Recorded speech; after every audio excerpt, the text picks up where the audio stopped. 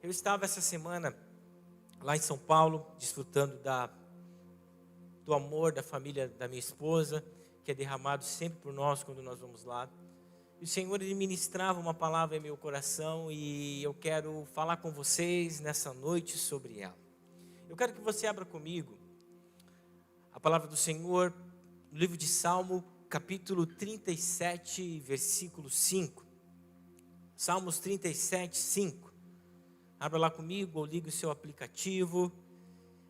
Eu quero dizer para vocês que nós estamos nesse trabalhar no aplicativo, já tem evoluído. Daqui em março mais ou menos, nós vamos ter um trabalho muito firme em cima do aplicativo e vamos usar ele como uma ferramenta com muitas funcionalidades que nos permite. O texto bíblico fala o seguinte: entrega o seu caminho ao Senhor, confia nele e ele agirá. Gente, nós precisamos entender que todos nós temos um destino, todos nós. E é bem interessante que quando eu estava voltando de São Paulo, eu fiz uma enquete na minha rede social e perguntei para as pessoas: você acredita em destino, sim ou não? Quase 50% das pessoas responderam não. E eu comecei a chegar em uma conclusão que muitas dessas pessoas que responderam não, inclusive a minha esposa, eu perguntei para ela: por que você disse não? Porque essas pessoas, assim como ela, confundem destino com acaso e confundem destino com coincidência. Mas nós precisamos entender que nós sim temos um destino.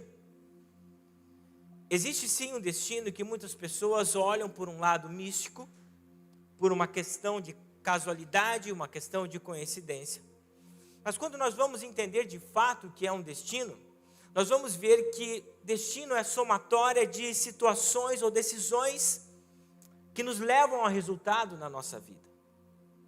Então todo destino, ele é resultado de um plano e de uma decisão que nós tomamos. Na verdade, o destino também ele é muito usado numa questão geográfica. Todos nós, quando queremos ir até um local, saímos daqui para outro, nós chamamos o local que nós queremos chegar de destino. É muito interessante nós organizarmos a nossa vida através desse conceito: eu tenho um destino. Mas a grande questão é o que eu estou fazendo com essa somatória de situações na minha vida e de decisões que vão me levar a um determinado lugar. Aí o Senhor, Ele ministrou no meu coração aquilo que Paulo fala aos Gálatas, lá no capítulo 6 e no versículo 7. O texto bíblico nos fala o seguinte: não se deixe enganar, de Deus não se zomba. Aqui que é interessante, e não é somente aos Gálatas que Paulo fala isso, a Bíblia nos fala algumas vezes, Provérbios também nos fala: pois o que o homem semear, isso também ele colherá. O destino nos fala de onde nós vamos chegar. E todos nós, como cristãos, precisamos entender que a nossa vida não é feita de coincidência. Há 13 anos atrás, eu me lembro muito da pregação que foi feita pelo meu sogro no meu casamento. E ele fala o seguinte: não existe coincidência no reino dos céus, mas existe providência. Então todos nós precisamos entender que a nossa vida ela não é feita de coincidência ou de acaso, mas sim de uma providência do Senhor sobre a nossa vida. Há 13 anos atrás, 14 anos, quando eu conheci a minha esposa, Ele sabia do anseio do meu coração de casar. E na verdade naquele momento eu não estava desejando o casamento e ela da mesma forma. Mas o Senhor providenciou para nós um ao outro. Porque os planos do Senhor, assim como o Pai falou, que depois de 14 anos nós estaríamos aqui sendo abençoados pela igreja, que daqui a alguns meses nós vamos estar pastoreando. Então não há uma coincidência, mas sim o resultado de uma somatória de decisões que eu tomei na minha vida, lá na minha adolescência, e a Priscila tomou na vida dela, depois de quando ela era jovem. Então, igreja, nós precisamos entender que existe uma providência de Deus para a nossa vida, quando nós entendemos. Aí sim, o primeiro texto bíblico que eu li para vocês, Salmo 37, 5. O texto bíblico fala sobre nós fazermos uma entrega do nosso destino ao Senhor. Caminho está relacionado a destino. Então, o salmista fala, você precisa entregar o seu destino.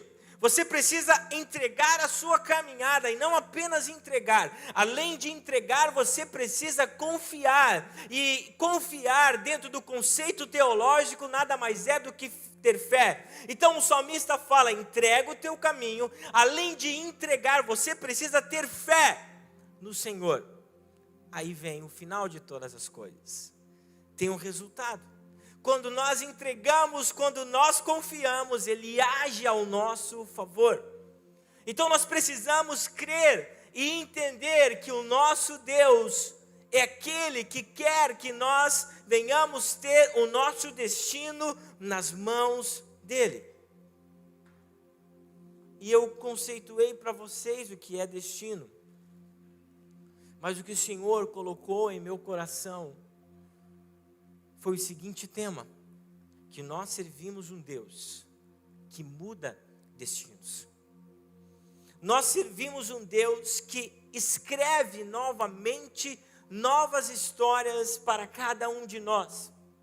Se todos nós fôssemos olhar as histórias das nossas vidas e quantas decisões equivocadas nós tomamos, certamente nós não estaríamos aqui hoje. Certamente nós não seríamos quem nós somos hoje, mas depois de uma intervenção graciosa da parte de Deus para a nossa vida, Ele mudou a nossa história, porque nós entregamos, confiamos e Ele agiu ao nosso favor. Então nessa noite você vai dizer: pastor, tem muitas coisas complicadas na minha vida, que eu tenho medo do meu futuro. Eu quero dizer para você nessa noite, que nós servimos um Deus que tem a capacidade de mudar completamente a sua história. É um Deus de novas histórias, é um Deus de novos começos, é um Deus que gosta de pegar aquilo que está totalmente bagunçado, totalmente quebrado e fazer de novo. Eu me lembro de quando o profeta, ele vai até a casa do oleiro e Deus quebra o vaso, Deus literalmente quebra e fala: eu tenho a capacidade de fazer de novo, usando o mesmo material. Você está entendendo? Deus usa exatamente aquilo que foi quebrado por Ele. Ele não joga fora e pega algo novo, não. Deus pega aquele material, recicla de uma forma incrível e faz de você um vaso novo. Ele é um Deus que muda a nossa história. Ele é um Deus que tem um destino brilhante para a nossa vida, mas para que isso aconteça,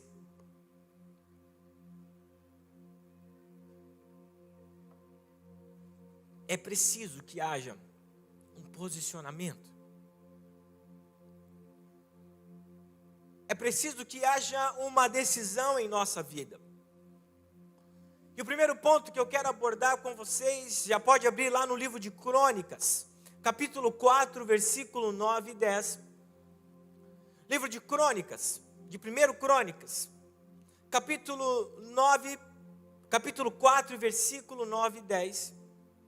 E eu trago dois exemplos bíblicos para vocês, que uma decisão tem poder de mudar o nosso destino. Tem muitas pessoas que têm vivido um destino completamente desastroso, por causa das decisões que têm tomado na sua vida.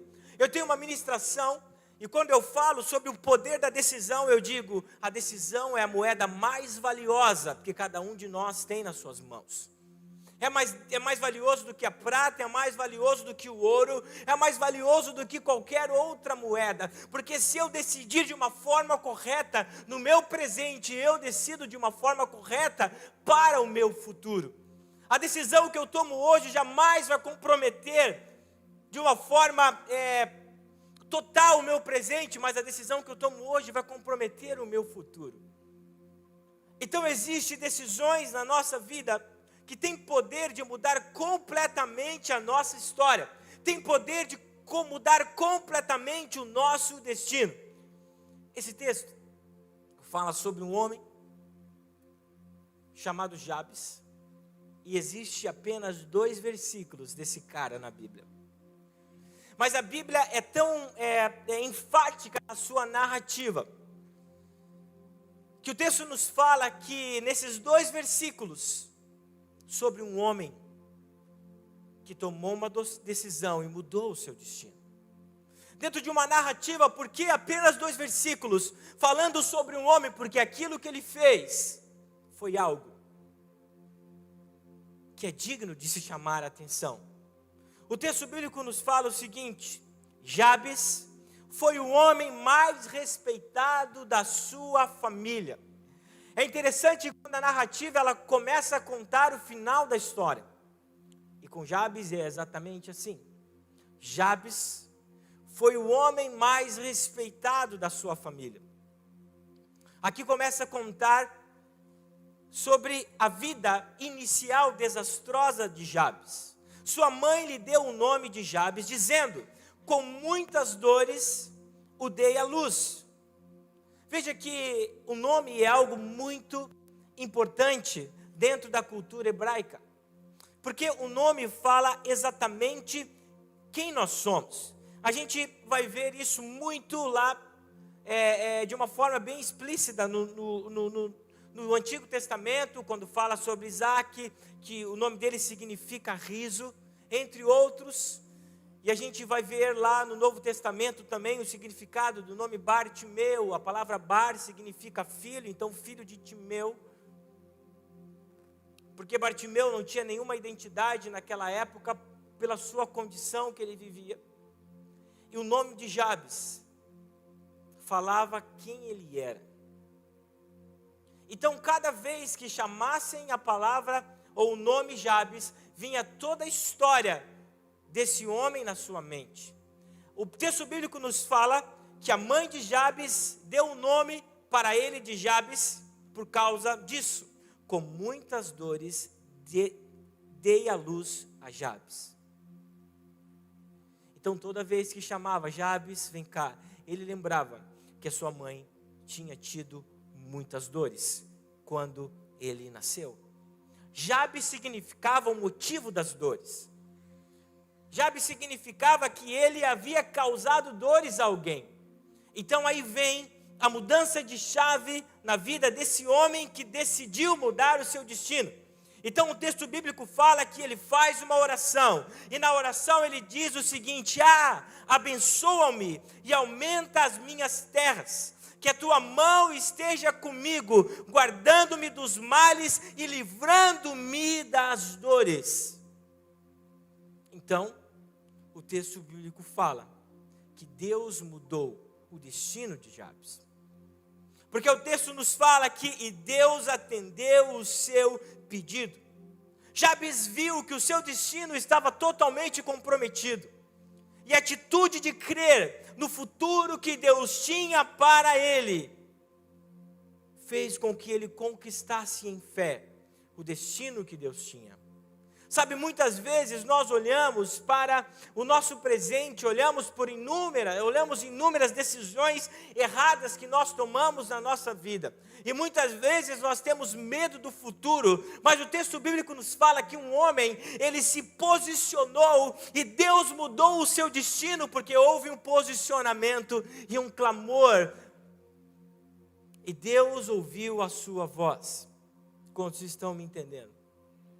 Então, gente, um posicionamento, uma decisão, tem a capacidade de mudar a nossa vida completamente. Abra comigo também no livro de 1 Reis, capítulo 19, versículo 29 até o 21. Fala sobre o chamado de Eliseu. E esse texto ele é bem interessante, eu quero que você preste atenção.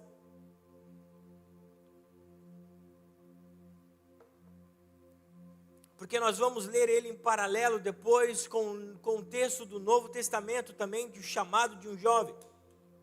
O texto bíblico nos fala o seguinte: então Elias saiu de lá e encontrou Eliseu, filho de Safaté.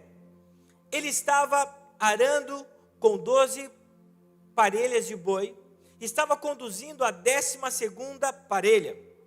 Elias o alcançou e lançou a sua capa sobre ele. Eliseu deixou os bois e correu atrás de Elias. Deixa-me dar um beijo de despedida em meu pai e minha mãe. Disse então, irei contigo. Vai e volte, respondeu Elias. Pelo que lhe fiz. E Eliseu voltou, apanhou a sua parelha de bois e os matou. Queimou o equipamento de arar para cozinhar a carne e deu ao seu povo. Aqui ele fez aquilo que nós conhecemos, uns bifes no disco, né? Sim, meu irmão, aqui ó, Eliseu que inventou o disco, né? Olha só, quando você está comendo aqueles bifes no disco, foi Eliseu que inventou isso, né? É uma técnica milenar. Para cozinhar a carne, deu ao povo e eles comeram. Depois partiu com Elias e se tornou o seu auxiliar. Olha que interessante. Eliseu queimou os seus bois, destruiu o seu maquinário de arar a terra e seguiu o seu destino. Esses detalhes interessantes que a narrativa nos traz, mostra algo incrível aqui. Eliseu, ele decide não ser mais quem ele era, e nem continuar fazendo o que ele fazia. Isso quer dizer que para o seu destino ser totalmente mudado, ele não poderia ser mais quem ele era e nem fazer mais o que ele fazia. Então sabe o que ele fez? Para que eu não tenha medo de voltar atrás, para que eu não olhe para trás, melhor dizendo, eu vou me desfazer de tudo isso. Porque muitas vezes pode vir a aflição na minha vida e eu me lembrar que existe lá na casa do meu pai bois e arado para eu lavrar a terra. Sabe qual é o nosso grande problema? É que nós não partimos para um novo destino. Nós não vamos para o lugar que Deus tem nos chamado, porque nós não queremos deixar de ser quem nós somos e não queremos deixar de fazer o que nós estamos fazendo. Mas o texto bíblico nos mostra que o chamado foi tão grande na vida dele, que naquele momento, quando ele recebeu, foi jogada a capa em cima dele, ele disse: não, o meu destino precisa ser mudado nessa hora, e eu decido seguir o propósito de Deus para a minha vida. A decisão que nós tomamos hoje tem poder de mudar o nosso destino. A decisão que Eliseu tomou naquela hora mudou completamente o seu destino, porque alguns anos depois ele iria receber a capa de Elias, e juntamente com a capa de Elias, ele iria receber a unção dobrada no seu ministério. Sabe, igreja, nós estamos tão apegados nesse presente, olhando apenas para as decisões equivocadas que nós estamos tomando, porque nós não queremos nos livrar de coisas que nos prendem e nos afastam da vontade de Deus. Paulo ele fala aos Gálatas que muitas decisões que nós estamos tomando de forma errada vai gerar uma colheita em nossa vida. Será que muitos de nós, ou você que está me ouvindo nessa noite, está tão apegado a essas coisas que não fazem bem nenhum para você ao ponto de comprometer o seu destino? Quantos estão me entendendo? A decisão, ela tem poder sim de mudar o nosso destino, mas existe também decisões que comprometem o nosso destino. Abra comigo no Evangelho conforme Lucas, no capítulo 9, no versículo 61 até o 62. Jesus, ele passa por uma situação muito similar a esta. A Bíblia nos fala, até eu chegar essa parte da narrativa, que dois jovens seguiram ao Senhor, falaram ao Senhor: eu quero te seguir aonde você for. E Jesus disse: gente, vocês estão, eu vou falar numa linguagem, vocês estão ficando loucos, eu não tenho nem aonde deitar a minha cabeça. Eu não tenho nem aonde dormir, eu não tenho casa. Jesus está dizendo: vocês estão falando isso da boca para fora. E o último homem, o último jovem, Jesus diz o seguinte: ainda o outro disse: vou seguir-te, Senhor, mas deixa-me primeiro voltar e me despedir da minha família. A mesma coisa que Eliseu fez. Mas Jesus respondeu: ninguém que põe a mão no arado e olha para trás é apto para o reino de Deus. A narrativa fala que esses jovens, eles têm até uma boa vontade. Eles têm a boa vontade, mas não entendem a missão.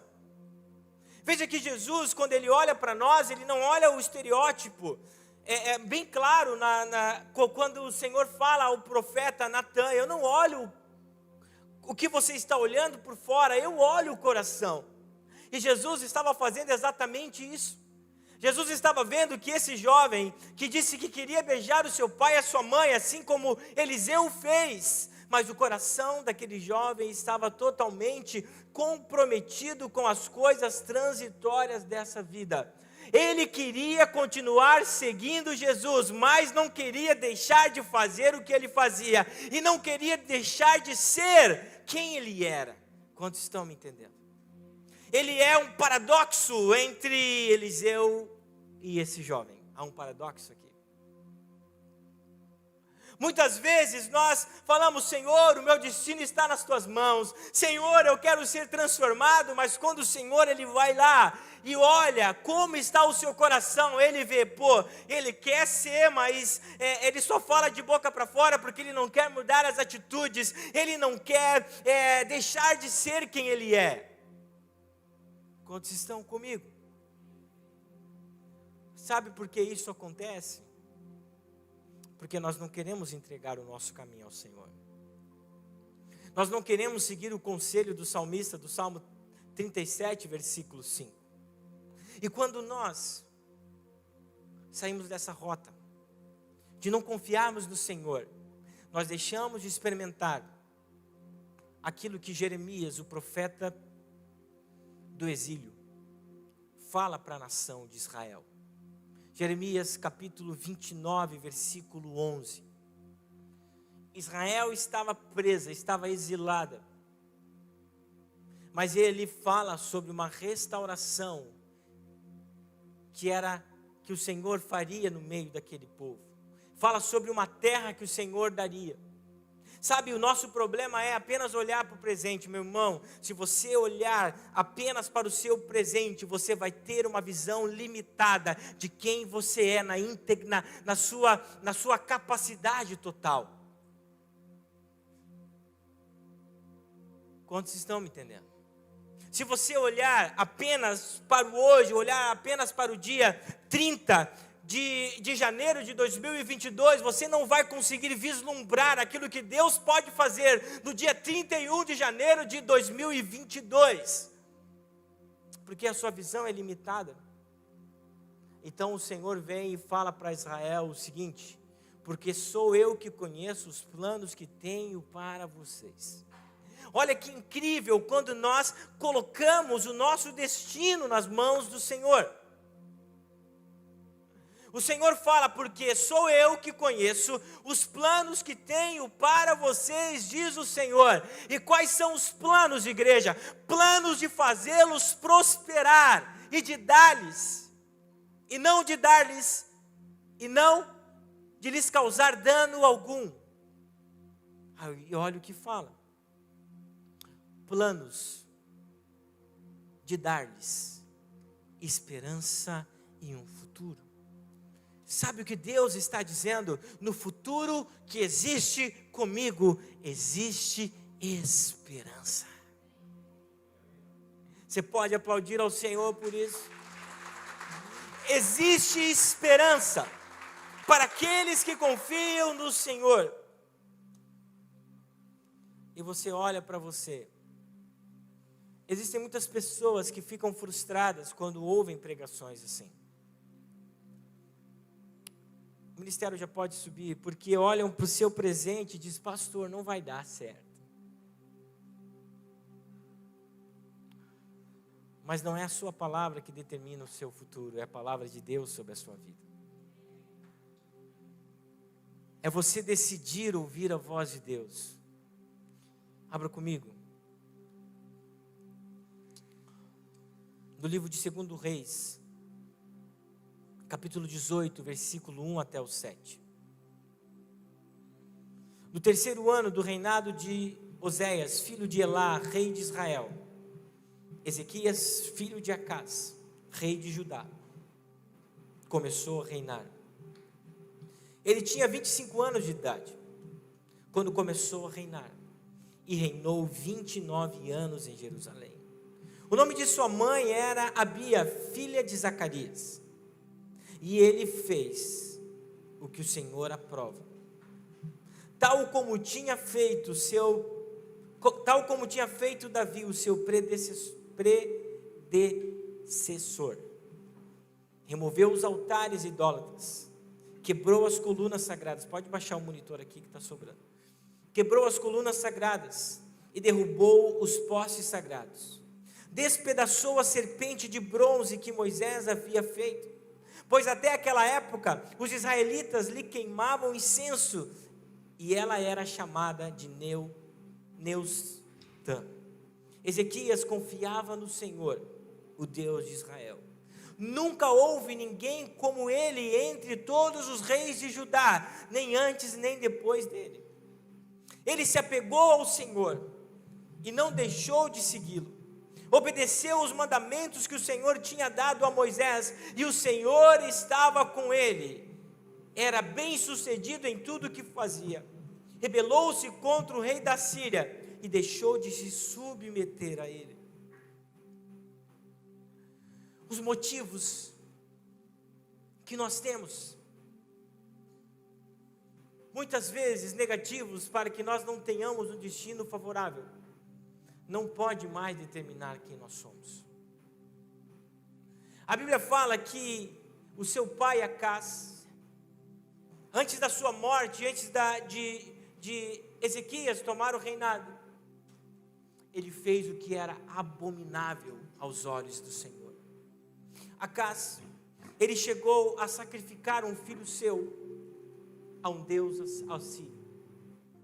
Acás, ele adorava aos deuses assírios, dizendo que eles poderiam livrar o povo de Judá da derrota.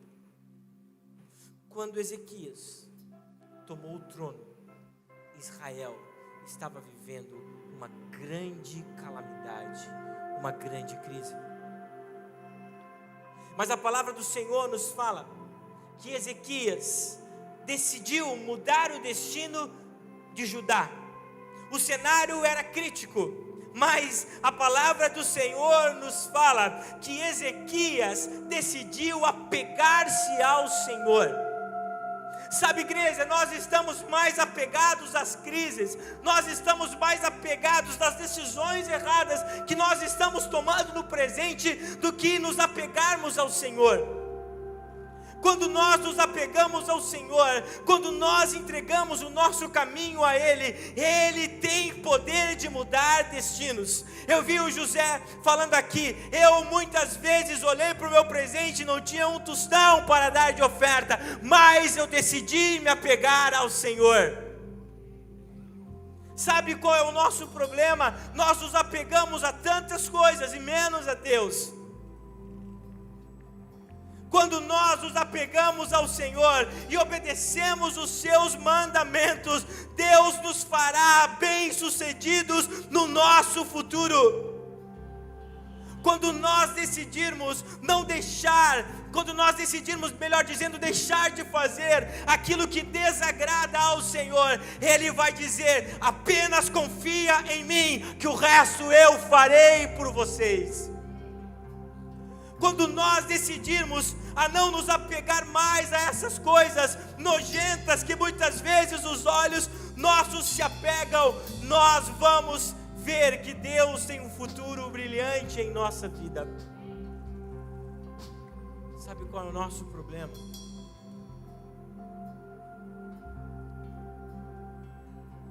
Nós temos muitas bengalas em nossa vida. Nós nos apoiamos em muitas coisas, menos em Jesus. Pode tirar para mim, por gentileza. Existe uma história para eu finalizar. Pode tirar aqui, por gentileza. Tinha um jovem que vinha aqui na igreja há uns 15 anos atrás. Esse jovem, ele era viciado em drogas, muito mesmo. Várias vezes, eu juntamente com Cassiano, nos levantamos na madrugada e fomos atrás dele.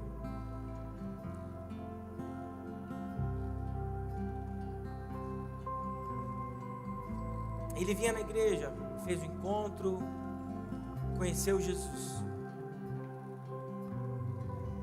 Mas ele tinha um argumento errado na sua vida. Ele falava o seguinte: eu vou continuar fumando porque é a minha bengala. Isso quer dizer que ele usava justificativas para não entregar o seu coração completamente para Jesus. Meu irmão, Jesus, Ele não quer que um vício ou algo na sua vida que está errado seja maior do que o seu amor por Ele.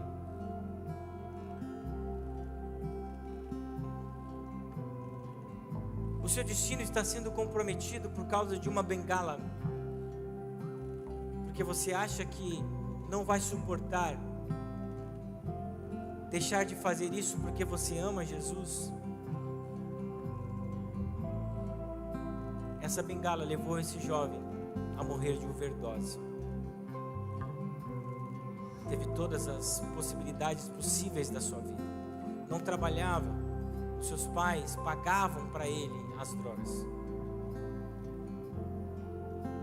Ele teve a oportunidade de conhecer Jesus, mas não quis ter o seu destino mudado por ele. Você tem a oportunidade de ter Jesus na sua vida. E nessa noite, eu te convido a pegar-se ao Senhor, como Ezequias se apegou. Nessa noite, eu convido você a se doar totalmente para Ele. A Bíblia fala que Ezequias, ele foi o 13º rei de Judá, derrubou os postes ídolos, derrubou os lugares altos, instituiu novamente o culto de adoração ao Senhor no templo. O povo estava tão equivocado, que aquela serpente que Moisés fez, instruído por Deus, para que o povo fosse liberto, eles adoraram. E essa serpente significa uma tipologia de Cristo. Lembra quando nós falamos? Assim como Moisés levantou a serpente no deserto, assim importa que o Filho do Homem seja levantado, para que todo aquele que nele crer não pereça, mas tenha vida eterna. Nós usamos coisas, muitas vezes, que têm uma grande finalidade, mas usamos para o mal. Se coloque de pé nessa noite.